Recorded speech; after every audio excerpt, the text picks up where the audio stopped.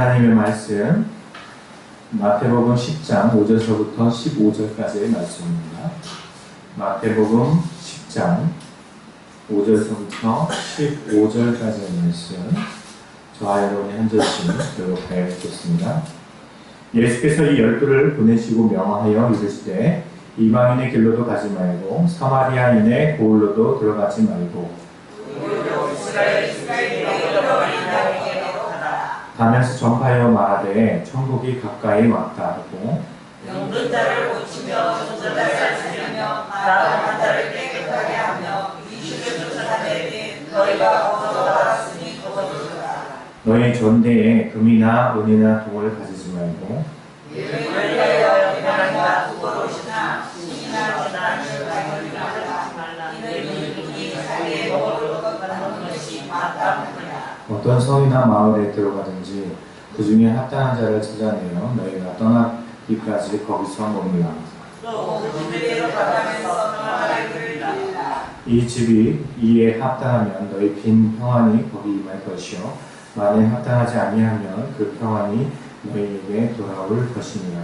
누구든지 너희를 영접하지 아니하고 너희를 짓지 말라 아니하거든 그 집이나 성에서 나가 너희를 요하게 물에 떠나리라.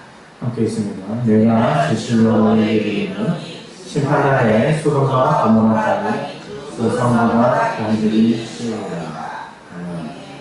요즘 계속해서 그 목요일마다 한 체대 우리 가자님과 CCC 가자님과 함께 신앙에 대해서 또 교리에 대해서 그렇게 함께 공부를 하고 있습니다.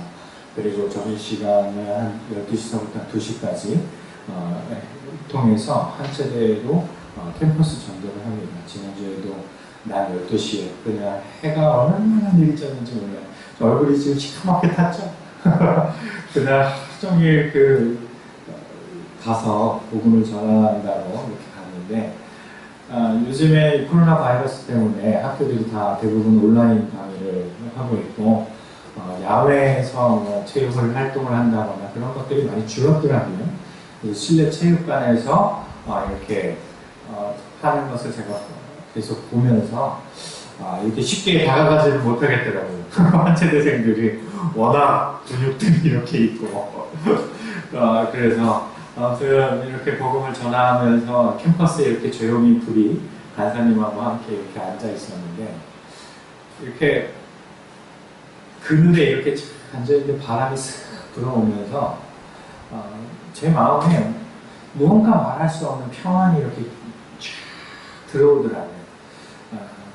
참 쉽지 않은 환경과 여러 가지 어려움, 또 우리 만남의 교회 현실을 봐도 여러 가지 어려움과 고통이 있는데 그 캠퍼스 중심에 앉아서 하나님이 불게 하신 그 바람을 맞을 때 제 마음에 알 수 없는 그 평안이 찾아왔습니다.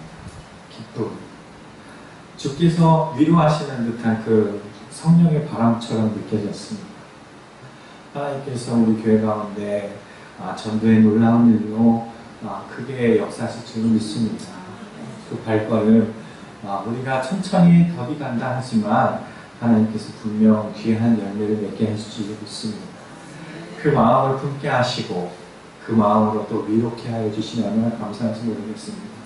또 그 간사님이 감사하게도 캠퍼스 방학이거든요. 이제 이번 주가 마지막 종강이어서 방학 동안은 어떻게 하실 거예요? 제가 여쭤보니까 목사님 캠퍼스에 구애받지 않고 우리 만남의 교회를 위해서 전도를 함께 계속 방학 동안에 하겠습니다. 그렇게 약속해 주었습니다. 얼마나 감사한 거예요. 그렇죠?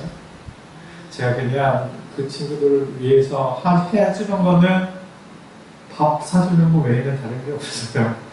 그런데 이렇게 시간을 내주고 함께 이렇게 동역해 주니까 얼마나 감사한지 모르겠습니다. 위에서 기도해 주시고 또 우리 CCC 간사님들은 후원으로 생활을 하잖아요. 우리 교회가 좀 재정 형편이 좀 더 나아지면 그런 분들 섬길 수 있는 교회 되었으면 좋겠습니다. 지금 우리 교회 성경으로 선교사님들 어려움들 이렇게 시간 하나씩 제가 채우면서 이렇게 가고 있는데 쉽지는 않아요. 우리가 그렇게 함께 조금이지만 우리에 있는 것으로 함께 세워갈 수 있는 기쁨이 있기를 소원합니다. 네. 오늘은 왜 이 얘기를 했느냐? 바로 오늘 본문이 제자를 보내신 예수님에 대해서 말씀하고 있습니다. 예수님께서는 이 10장 1절에 보면 제자들에게 권능을 주시고 그들을 파송합니다. 오늘 본문과 다음 주 본문은 이 파송을 하면서 제자들에게 당부한 그런 내용으로 기록되어져 있습니다. 예수님께서는 이 제자들을 파송할 때 어떤 마음으로 보내셨을까요? 아직 완전하지도 않았는데, 그렇죠? 아직 예수님 보시기엔 연약한 그 지체들인데 그들을 세상 가운데 파송을 하면 어떤 마음이셨을까? 오늘 본문은 그런 것들을 기록하고 있습니다. 예수님께서 너는 어디로 가라? 제자들에게 너는 어디로 가라? 가서 어떻게 행하라? 또한 너는 어떤 마음으로, 어떤 자세로, 어떤 태도로 전도를 해야 한다. 이것들을 기록한 내용이 바로 오늘 본문의 말씀입니다.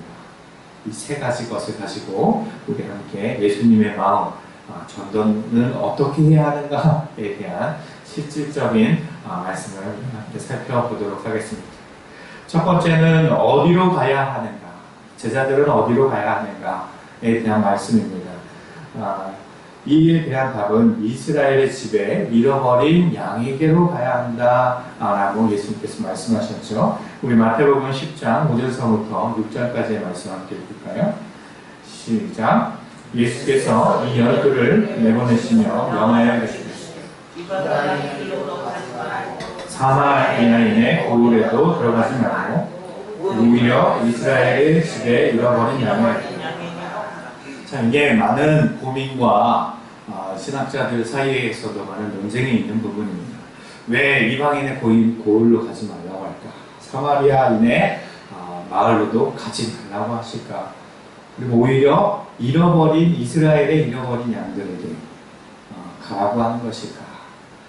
가지고 여러 가지 논쟁이 있었는데 그중 가장 합당한 해석의 방법은 제한적 선교 명령을 하였다라는 것입니다. 제한적인 것은 이 너희에게 속해 있는 이 사람들에게만 그것을 가라라고 1차적으로 명령하셨다라는 것이죠. 그러나 여러분 사도행전 1장 8절의 말씀을 기억하십니까? 제가 아직 넘겨지지 말아보세요. 자막을 암송하실 수 있는 분들은 한번 해볼까요? 오직 성령인데 넘겨주시죠. 암기하시는 분들은 보지 말고 모르시는 분들은 스크린을 보고 함께 읽도록 하겠습니다. 시작. 오직 성령이 너희에게 임하시면 너희가 권능을 받고 예루살렘과 온 유대와 사마리아와 땅끝까지 이르러 내 증인이 되리라 하시니라. 아멘. 자, 그러면 사도행전 1장 8절에 보면 이 지경이 지금 어떻게 되어 있습니까? 너희가 권능을 받으면 예루살렘과 온 유대와 사마리아와 땅끝까지라고 되어 있어요. 그렇죠? 그런데 예수님께서 10장 1절에 어떻게 하셨습니까? 예수님의 제자들에게 무엇을 줬죠? 권능을 주셨어요. 권능을. 그리고 이 사도행전 1장 8절에도 너희가 권능을 받고 라고 기록되어 있는 거예요. 그러니까 이 지금 권능을 받는다 해서 이 권능, 영어로 그냥 파워라고 기록되어 있는데 이 힘을 이 차이가 있는 겁니까? 없는 겁니까? 이 권능의 힘이 차이가 있습니까? 이 권능을 받고 행하는 것에 차이가 있습니까? 없습니까? 없는 거예요. 없어요. 동일한 성령 하나님께서 역사하셔서 그 일들을 행할 수 있도록 나타내 주신다라는 거예요. 그런데 지금은 1차 파송이라는 거예요. 그러니까 1차 파송 때에는 제한적 선교를 해라 라고 명령하셨는데 예수님께서 부활하시고 그것을 경험한 이후로는 그것의 지경이 더 넓어지는 복음의 확장성에 대한 명령을 행하고 있다라는 것입니다. 이해가 되시죠? 그러니 우리가 전도를 할 때 어디로 가야 할까? 어디로 가야 할까? 내가 전도에 아주 열심히 왔던 사람이라면 멀리 가서 저기까지 가서 전도할 수 있겠죠. 그런데 어디로 가라? 처음부터 그렇게 멀리 가지 말라라는 것입니다. 이해가 되시죠? 낯선 사람, 길 가는 사람 붙잡고 예수님 믿으세요. 아니면 어느 지방 내려가가지고 복음을 전하면서 예수님 믿고 구원 받으세요. 이러지 말라는 겁니다. 처음서부터. 우리가 제자된 다음에 처음 권능을 받고 우리가 할 수 있는 것은 잃어버린 그 유대에 잃어버린 양, 곧 내 주변에 주님을 믿지 못하는 자들에게 가서 복음을 전하고 그 하나님의 나라를 선포하라는 것입니다. 가까이에 있는 사람부터 시작하라는 것이죠. 그러다 보면 너희가 권능을 계속 하나님께서 주셔서 그 지경을 넓혀주실 것이다. 그 얘기입니다. 여러분에게 있어서 그렇다면 잃어버린 양은 누구십니까? 여러분에게 있어서 잃어버린 양이 누구입니까? 동생, 남편, 자녀, 가까이 사는 옆집 친구, 잃어버린 양, 그 사람부터 시작하라는 겁니다. 가장 어렵죠. 그래서 성경은 너희의 그 유대의 잃어버린 양이 곧 땅끝이 될 수 있다라고 증거를 하는 것입니다. 여러분, 멀리 가진 않으셔도 내가 남편을 대하는 마음이 땅끝 같다면 그곳이 땅끝입니다. 내가 부모에게 복음을 전하는 것이 땅끝 가는 것처럼 어렵다면 그 부모가 땅끝이 있는 사람입니다. 내 동생에게 아무리 교회 가자 설득해도 안 된다면 그 동생이 땅끝인 것입니다. 우리가 이 명령을 받고 우리가 성령의 감동을 받았다면 그 땅끝으로 가야지요. 그렇죠? 가야죠. 근데 여러분, 전도는 제가 신앙생활을 하면서 느끼는 거지만 가장 큰 열매의 단맛이 있는 그런 것입니다. 제가 전도도 해보고 설교도 해보고 봉사도 해보고 양육도 해보고 교회에서 모든 것들을 다 해보았지만 전도만큼 큰 기쁨이 있는 것을 경험해보지 못했습니다. 죽은 영혼이 주님 앞에 돌아오는 것을 내 눈으로 바라보는 기쁨이 얼마나 큰지 여러분 경험해 보시면 알 것입니다. 이 명령 우리가 삶으로 실천할 수 있는 우리 만남의 교회 성도 여러분이 되시기를 축복합니다. 그러다 보면 우리가 우리의 지경이 더욱더 넓어져서 더 많은 것을 섬길 수 있을 것입니다.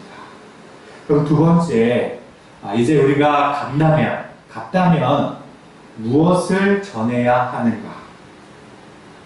오늘 성경 말씀을 보면 첫 번째로 하나님 나라를 전해야 한다라고 기록하고 있습니다.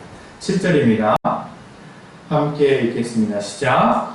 가면서 선포하여 말하되 천국이 가까이 왔다 하고. 네, 이 천국이 가까이 왔다 하고 누가 제일 처음 이 말씀하신 겁니까? 마태복음의 기록에 보면 세례 요한이겠죠, 그죠? 그리고 예수님의 공생의 시작도 회개하라, 천국이 가까이 왔다. 제자들에게 권능을 주고 가서 전하라는 첫 명령 또한 회개하라, 천국이 가까이 왔다. 천국이 가까워. 천국 복음을 선포하는 것이 그 내용이었다라는 것이죠. 그런데 우리가 앞서서도 이야기하였지만 천국, 하나님 나라는 곧 무엇을 이야기한다고 했죠? 어떤 장소적인 것보다 통치의 영역이라고 말씀을 드렸습니다. 통치의 영역은 왕 대신 하나님의 말씀이 뜻과 계획하심이 온전히 이루어지는 나라, 그 나라가 하나님의 나라라고 하였습니다. 그렇다면 천국이 가까이 왔다 라는 것을 전한다면 하나님의 말씀이 이 땅 가운데 성취되었고 너의 삶을 이끌어가고 하나님께서 너를 자녀 삼으시고 백성 삼으실 것이다 라는 것을 이야기해야 되는데 것인데, 그렇다면 우선 먼저 이루어져야 될 것이 있습니다. 그것이 무엇입니까? 제가 지금 어떻게 하고 있죠? 내가 누구여야 됩니까? 천국 백성이어야 합니다. 이 말은 다시 말해서 내 삶이 지옥 같은데, 내 삶이 지옥 같은 삶을 살고 있는데, 천국 너무 좋은 것이야. 하나님의 나라의 백성으로 사는 거 너무 좋은 것이야. 얼마나 행복한지 몰라. 라고 이야기한다면 그 말이 참입니까? 거짓입니까? 설득력이 있는 말입니까? 없는 말입니까? 없지요. 나는 매일 굶어 죽겠다고 얘기해요. 나 남편 때문에 진짜 화장하겠어. 저놈의 남편 진짜 갖다 버렸어야 되는데. 난 자식 때문에 정말 짐 빠져서 못 살겠어. 저 어릴 때도 말 안 듣더니 커서도 말을 안 들어.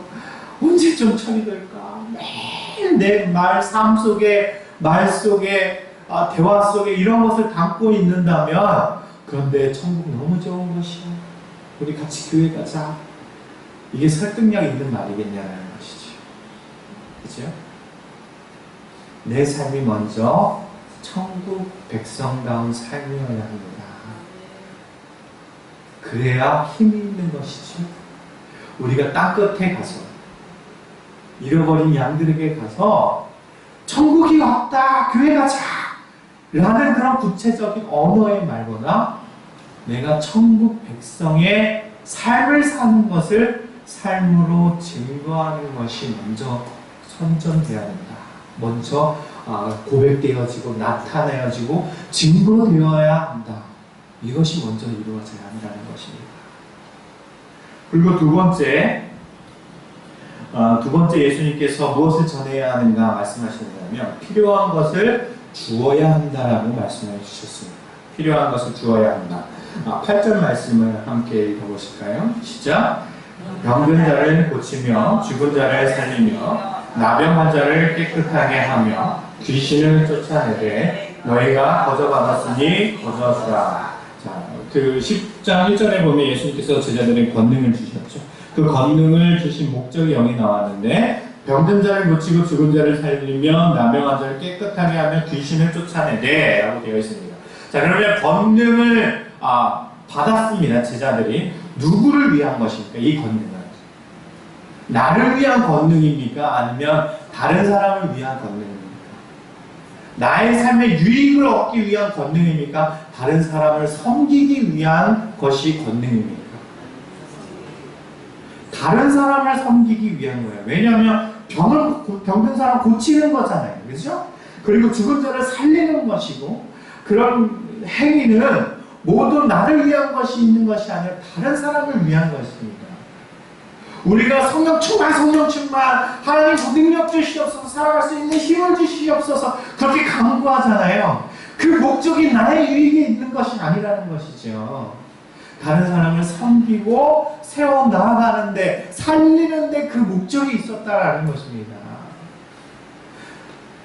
이 내용을 그러면 살펴보면 이 다른 사람의 어려움과 아픔과 죽음, 이러한 것들을 살피기 위한 것인데, 그렇게 위해서 주신 권능이라고 한다면 이것은 시대적 배경에 맞춰 있는 것이라고 볼 수가 있죠. 그 당시에는 의술이 그렇게 뛰어나지 않아서 병든 사람들이 많았고 여러 아픈 자들이 많았습니다. 그렇죠? 그 당시에 꼭 필요한 것을 예수님께서 채워주신 것이 바로 권능이라는 것입니다. 권능. 그러니까 우리가 권능을 바란다. 예수님, 이 복음을 전하기 위해서, 하나님 나라 백성으로 살기 위해서 나에게 권능을 주십시오 라고 우리가 기도한다면 예수님께서 오늘 이 시대에 우리에게는 어떤 권능을 주실까요? 똑같이 오늘의 말씀처럼 병 고치는 은사를 허락하실까요? 귀신 쫓는 은사를 허락하실까요? 물론 그럴 수도 있을 것입니다. 그러나 이 시대에 꼭 필요한, 사람들을 섬기기 위한 꼭 필요한 권능을 주신 것처럼 오늘 우리가 예수님의 예수님 앞에 권능을 주십시오 라고 간구한다면 오늘 이 시대에 병든 자와 아픈 자와 힘들어하는 자, 괴로움에 처한 자, 죽어가는 자들을 살리게 하기 위한, 회복을 시키기 위한 거기에 맞는 권능을 우리에게 주실 것이랍니다. 그렇다면 그것이 무엇일까요? 재정적인 어려움으로 힘들어하는 자를 살리기 위해서 예수님께서 우리에게 주시는 게 무엇일까요? 물질의 복을 허락하실 것입니다. 주님, 내게 권능을 주십시오. 물질로 힘들어하는 자를 내가 살리고 싶습니다. 돕고 싶습니다. 주님, 권능을 주십시오 라고 기도한다면 예수님께서 우리에게 그것을 행할 수 있을 만큼의 채워주심을 허락하실 줄로 믿습니다. 그러면 그 주신 것으로 잘 흘려보내야 되겠죠. 그죠? 오늘 이 얘기를 할까 말까 고민을 하다가 아내 자랑 같아서 바보 같은 놈 이렇게 들을까봐 하지 말까 하다가 짧게 하자면 제 선교사 동기가 지금 세네갈에서 사역을 하고 있는 친구가 있는데 몇 달 전인가 아버지께서 위독하시다고 그렇게 연락을 받았습니다. 그래서 급하게 가족들을 데리고 한국에 이제 돌아왔는데 참 그래요. 위중하다 해도 그래도 하나님께서 언제 부르실지 모르잖아요. 그렇죠? 그 소식을 듣고 바로 데려가신 게 아니라 조금 지체가 된 거예요. 아버님께서. 그러니까 이제 선교지에 이 모든 사역들을 급하게 내려놓고 바로 들어왔는데 이게 시간이 길어지니까 이제 어쩔 수 없이 다시 선교지로 돌아가야 되는 상황이 된 거예요. 그래서 아버지 이제 거의 돌아가실 직전에 그 아버지를 그냥 뒤로 한 채 다시 이제 세네갈로 이제 돌아갔습니다. 근데 이제 세네갈은 우리나라랑 이게 직항이 없어요. 그래서 프랑스를 경유해서 이렇게 가게 되는데 이 프랑스에 도착했을 때 소식을 들은 거예요. 아버지께서 소천하셨고 얼마나 가슴이 미어지겠습니까, 그렇죠? 그런데 이제 모든 가족, 그 친구가 선교지에서 아들만 셋 낳았습니다. 그러니 이 모든 가족을 다 데리고 다시 선교지에서 한국으로 다시 돌아오기엔 재정적인 어려움이 있는 거예요. 그래서 아내와 그 자녀들은 그 세네갈로 보내고 참 위험한 곳인데, 그렇죠? 동양인이 살기 참 위험한 곳인데 남자 없이. 근데 어쩔 수 없이 그곳에 보내고 본인만 이제 다시 한국에 들어온 것입니다. 그래서 장례 일정을 마치고 그렇게 했는데 제가 이제 조문을 가려고 이제 양복을 차리고 넥타이를 하고 이제 나가는데 제 아내가 저에게 흰 봉투를 이렇게 쓱 주는 겁니다. 나 있어. 내가 할 수 있어. 이렇게 하면서 가는데 그냥 이거 선교사님 조의금으로 하지 말고 비행기 싹스로 보태시라고 그렇게 말씀드려요 하면서 저한테 봉투를 하나 탁 주는 거예요.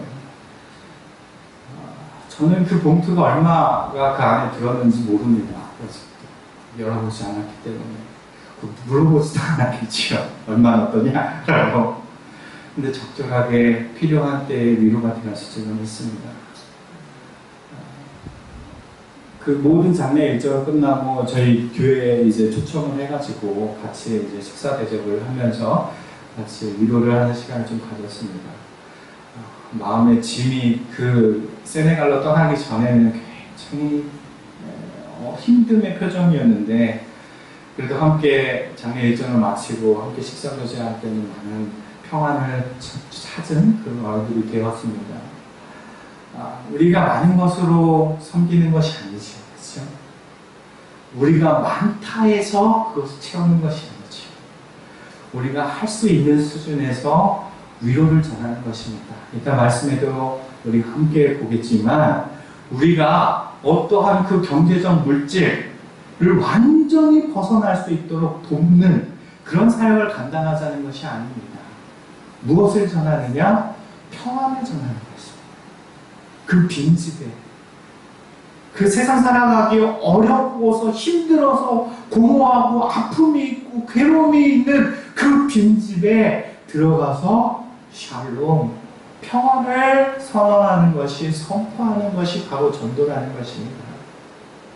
그러니 우리가 주신 권능 가지고, 그것이 물질의 권능이라면 그것 가지고 평안을 선포할 수 있는 섬김이 우리 가운데 있어야 된다는 것이죠. 또한 어떤 것으로 할 수 있을까요? 제가 이렇게 좀 고민하다가 집 사는 권능을 주셨을까? 라는 것을 적어 모았습니다. 그렇죠?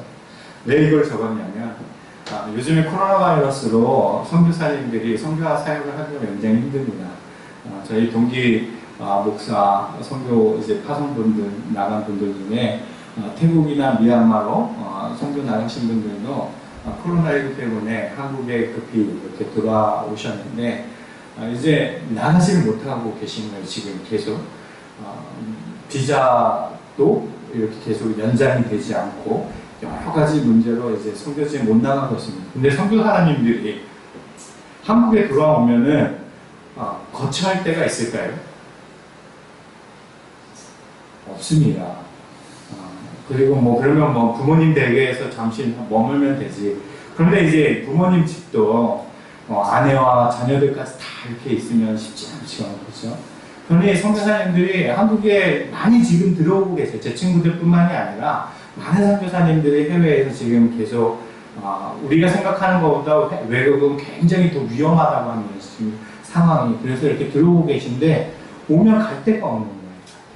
그래서 제 지금 미얀마에서 사역하는 우리 친구 선교사님은 서울이나 이 경기도권 지역에서 집을 구하지 못해서 제주도로 내려갔어요. 그 짐 다 싸들고 가서 제주도에. 그것도 공짜가 아니라 게스트하우스 한 20-30만 원 정도 하는 월세를 내면서 이렇게 살 수 있는. 제가 그 모습을 보면서 하나님, 교회에 집 가지고 있는 권능을 예수님이 좀 주시면 한두 달 이렇게 선교사님들이 이렇게 한국에 들어오셨을 때 좀 편안하게 쉴 수 있는 그런 집을 잠시라도 제공할 수 있는 그런 여유를 가질 수 있는 은혜가 우리에게 있으면 얼마나 좋을까요? 라는 그런 마음을 제 마음속에 이제 품었습니다. 주님, 그것도 권능이라면 우리 성도님들 기쁨으로 아멘할 수 있게 해주십시오. 집 사는 권능 주십시오. 그래서 그렇게 섬길 수 있는 넉넉한 마음도 허락해 주십시오. 제가 그것을 기도하면서 오늘 말씀을 이렇게 준비하였습니다. 우리 사랑하는 만남의 교회 성도 여러분, 여러분에게 하나님이 집 사는 권능 주실 줄로 믿습니다. 섬길 수 있는 기쁨이 있기를 축복합니다. 여러 가지 모습으로 하나님께서는 우리에게 권능을 허락하여 주실 줄로 믿습니다. 우리 시대에 꼭 필요한 권능, 오늘 그거 달라고 예수님께 기도하기를 소망합니다. 자, 그럼 세 번째, 어떤 자세로 전도해야 하는가에 대해서 살펴보도록 하겠습니다. 첫 번째는 하나님을 전적으로 의지하라 라고 말씀해 주셨습니다. 우리 9절에서 10절까지 말씀 함께 읽겠습니다. 시작. 너희 전대에 금이나 은이나 동을 가지지 말고 여행을 위하여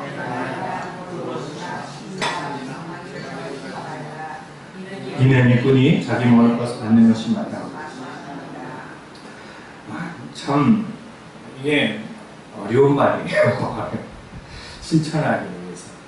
자, 지금 여기 말씀에 가지지 말라고 말씀하신 게 뭡니까? 전대, 돈주머니, 금이나 은이나 동, 현금 가지고 가지 말고, 우리로 하여금 현금이나 카드 가지고 가지도 말고, 여행을 위하여 배나 도 가지고 말고, 두벌 옷이나 신이나 지팡이 가지 말고. 이건 뭡니까? 전도할 때 우리가 생각하는 꼭 필요한 것이죠. 그렇죠? 이 여행 가서 이렇게 파송받아서 가야 되는데 신발도 없고 돈도 없고 그러면 어떻게 전도를 하라는 것입니까? 그렇죠? 이것 없으면 안 될 것 같은데 예수님 이거 가지고 하지 말랍니다. 하나님께서 채워주십니다. 하나님께서 해결해 주십니다. 너는 내가 준 권능만 가지고 그들에게 다가가라라고 말씀하십니다. 굉장히 이것이 우리에게 큰 도전이 될 줄로 믿습니다. 만남의 교회 부흥을 우리가 꿈꾸고 기도하고 있다면 이것이 무엇이 갖추어져야지만 이루어지실 것이다. 이 조건이 충족돼야지만 부흥을 허락하실 것이다. 라는 그런 마음을 버리라는 것입니다. 주님, 사람 없어요. 전도하려면 사람 보내주셔야지 어떻게 저 혼자만 합니까? 제가 그렇게 기도했었거든요. 그러지 말라는 거예요. 전도는 조건이 아니라는 거예요. 주님, 뭐라도 하나 만들어서 사람들한테 다가가야 되지 않겠습니까? 물티슈라도 하나 건네야지 저들이 받을 거 아닙니까? 그거 채워줄 수 있도록 재정을 좀 주십시오. 라고 제가 여태까지 기도해왔는데 그거 가지지 말고 전도하라고 말씀하십니다. 여러 조건이 채워져야지만 이것을 이루겠다라고 예수님께서 말한 것이 아니라는 거예요. 네가 필요하다고 생각한 모든 것 다 가져가지 마라. 내가 이것을 이룰 것이다. 내가 채워줄 것이다. 내가 그것을 할 수 있도록 너를 도울 것이다. 라고 말씀하시는 겁니다. 우리가 하나님의 나라의 백성으로 살고 우리가 주님께서 채워주신 권능을 우리가 입었다면 아무런 조건을 내두지 말고 그것을 가지고 주님 앞에 또한 사람들 앞에 나아가는 것입니다. 이 마음을 품을 수 있는 우리 만나는 교회 식구들 되시기 바랍니다. 또한 두 번째 무엇을 말씀하셨냐면 아까도 말한 것처럼 평안을 빌라라고 하셨습니다. 12절 13절 함께 읽도록 하겠습니다. 시작. 또 그 집에 들어가면서 평안을 빌라. 이 집이 그에 합당하면 너의 긴 평안이 거기 날 것이요 만일 합당하지 아니하면 그 평안이 너에게 돌아갈 것이다. 우리가 삶으로 하나님의 나라를 살고 내가 그것을 증명하는 삶을 산다면 그것이 바로 전도요, 우리가 말할 수 있는 삶으로 증거하는 전도의 내용이 될 것이라는 말씀을 드렸습니다. 그렇다면 내가 머무는 곳, 내가 만나는 사람, 나와 관계에 있는 사람에게 무엇이 전해져야 된다면 그것이 바로 평안으로 전도되어져야 된다는 것입니다. 자, 여러분 말씀을 다시 한번 살펴본다면 예수님께서 복음 전하라, 제자 삼아라 라고 말씀하시면서 하나님 나라가 가까이 왔다 전하라 라고 하셨는데 그 하나님 나라가 무엇인지 복음의 내용이 무엇인지 어떤 말로 그들에게 예수 그리스도를 증거하라고 했는지 성경이 그것을 말하고 있습니까? 어떤 내용을 담을 것인지 어떤 말로 할 것인지 어떤 내용으로 우리가 복음을 전해야 될지 예수님께서는 그들에게 말씀해 주시지 않았습니다. 그것 가지고 전도하는 것이 아니라는 것이지요. 너희가 하나님 나라의 백성으로서 그 권능을 가지고 살아간다면 너희가 그들에게 다가가서 평안을 선포하고 평안이 끼칠 수 있는 삶을 살아내라는 것입니다. 내 남편이 나와 함께 있으면 무엇을 느껴야 되는 거예요? 평안을 느껴야 되는 거예요. 내 아내가 나와 한 공간에 있을 때 어떤 마음의 상태가 되어야 된다는 거예요? 평안한 마음이 되어야 된다는 거예요. 내 자녀가 우리 집에 오는 것은 평안을 느끼고 행복하기 위해서 즐거움이 느껴져야지만 그것이 바로 전도라는 겁니다. 그런데 아내가 나와 함께하는 것을 싫어해. 내 남편이 나랑 같이 있는 것을 귀찮아해. 내 자식들이 나와 함께 있는 것을 짜증내. 싫어해. 집에 오고 싶어 하지 않아. 이거는 무슨 상태입니까? 평안이 깨진 상태입니다. 곧 나의 삶이 하나님 나라의 백성의 삶이 깨졌다는 증거입니다.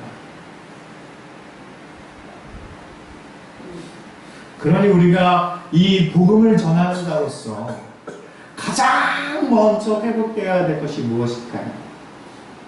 그것은 내 자신이 하나님 나라의 백성의 삶을 살아내는 것이 첫 번째입니다. 두 번째, 주께서 주신 권능의 힘을 입는 것입니다. 세 번째, 그렇게 살아가며 사랑을 실천하여 갈 때 내 주변에 평안이 선포되어지고 사랑이 샘솟는 그런 장소로 변하게 만드는 것입니다. 이것을 꼭 점검해 나아가시기 바랍니다. 우리가 입술로 평안하라 평안하라 선포하는 것이 아닌 삶으로 평안하라 평안하라 선포하시는 여러분 되시길 바랍니다. 여러분의 주변에 사람들이 다가오는 평안이 함께하기를 축복합니다.